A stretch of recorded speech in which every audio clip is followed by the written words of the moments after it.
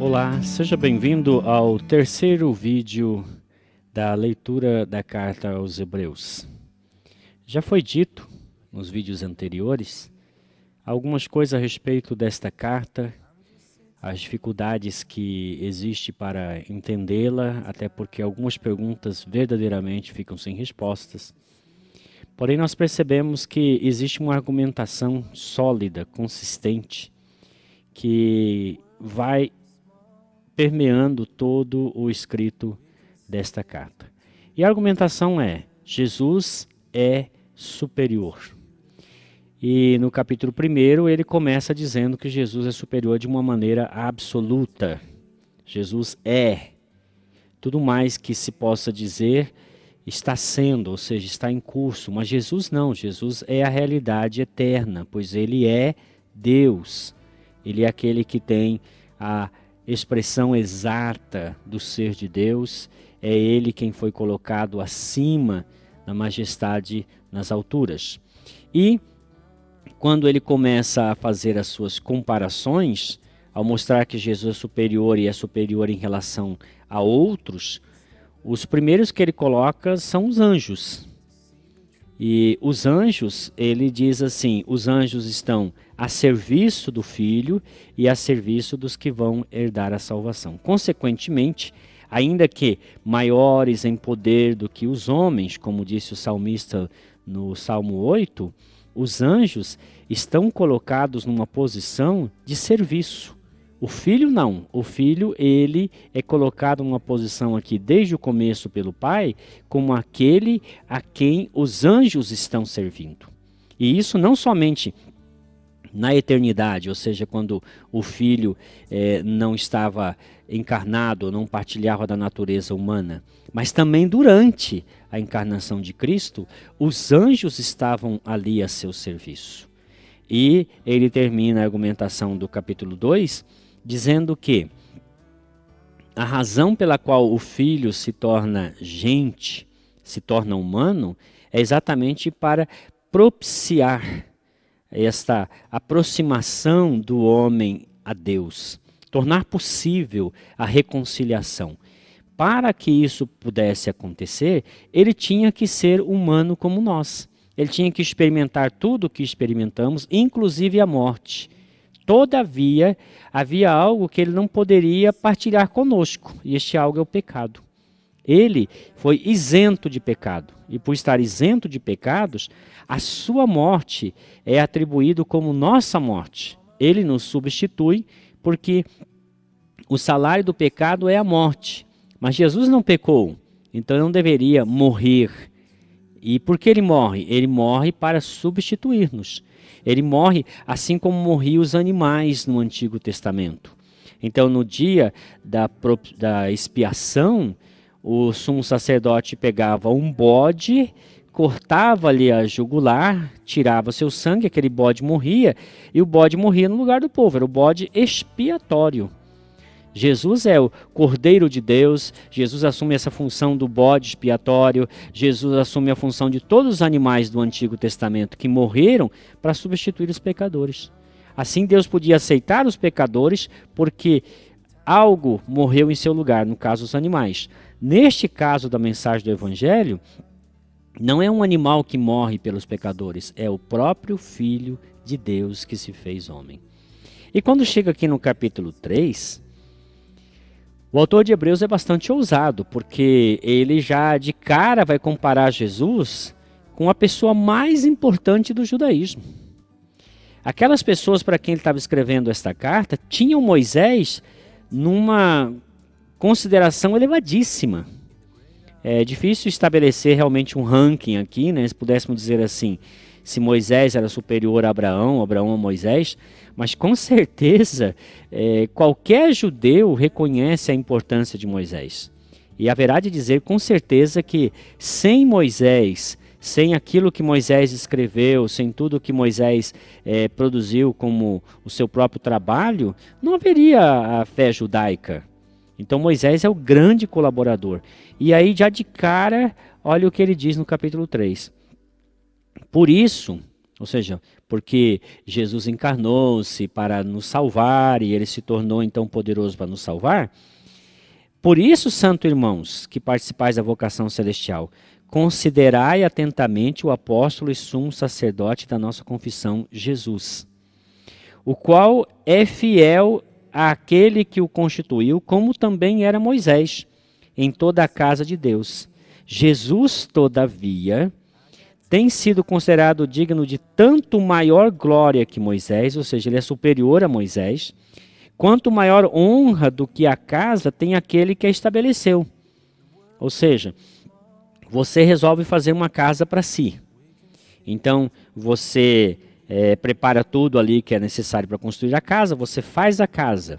Você é antes da casa, a casa vai existir em função de você, você vai se valer da casa e você pode construir a casa, você pode modificar a casa, você pode destruir a casa. Então a casa, num sentido, é temporária, você não. Você é que permanece, você é o construtor. Então a casa é para você e não você para a casa. E ele está dizendo aqui, como Moisés, ele foi fiel em toda a casa de Deus.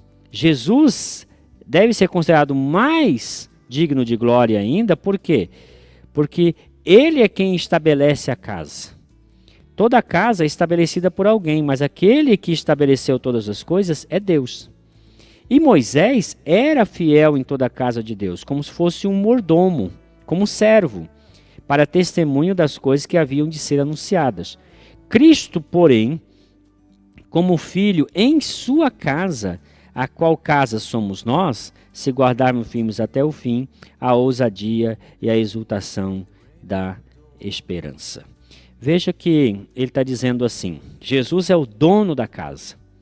Moisés, ele participou da construção da casa, ele administra a casa, mas ele é servo.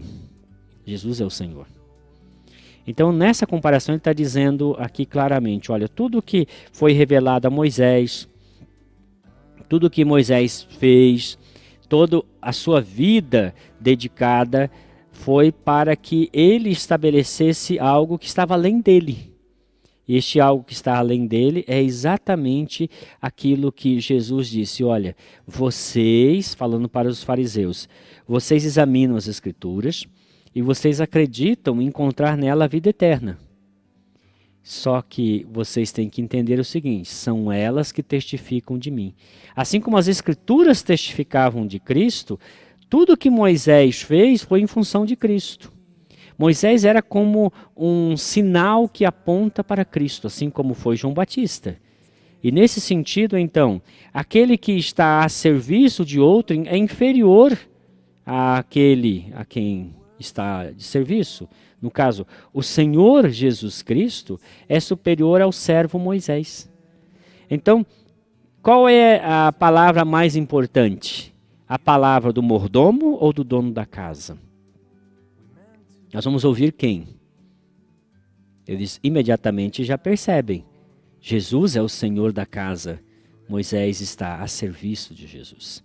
E aí ele diz, bom, nós precisamos então permanecer firmes e lembrarmos do que foi dito. E o que foi dito? Ele chama a atenção principalmente o fato de que Moisés disse claramente aos que estavam peregrinando pelo deserto, se vocês hoje ouvir a voz do Espírito Santo, não endureça o coração de vocês. Não façam como fizeram aqueles que foram rebeldes. E o que aconteceu com eles? Eles não entraram na terra prometida. Eles pereceram no deserto. E por que pereceram? Por causa da incredulidade. Então, ele está chamando a atenção daquelas pessoas dizendo, prestem atenção, aqueles que não ouviram Moisés pereceram. Agora vejam, Moisés, nós agora temos a oportunidade de ouvir não Moisés, mas ouvir o Senhor de Moisés, que é Jesus. E aquela terra prometida, esse vai ser o assunto do capítulo 4, era algo temporário, algo passageiro, algo que tem a ver com bênçãos meramente temporais, horizontais, bênçãos a serem usufruídas nesta vida terrena. Mas as bênçãos prometidas aos que ouvem a voz de Jesus são bênçãos eternas, descanso eterno. Por isso precisamos atentar para a palavra de Jesus Cristo. E ele continua dizendo: tende cuidado, irmãos, que jamais aconteça de haver entre vocês alguém perverso de coração, por causa da incredulidade. Mas pelo contrário, façam assim: enquanto é dia, exortem uns aos outros.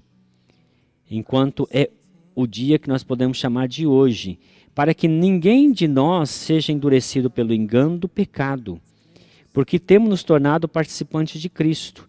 Mas isso se guardarmos firme até o fim a confiança que tivemos nele.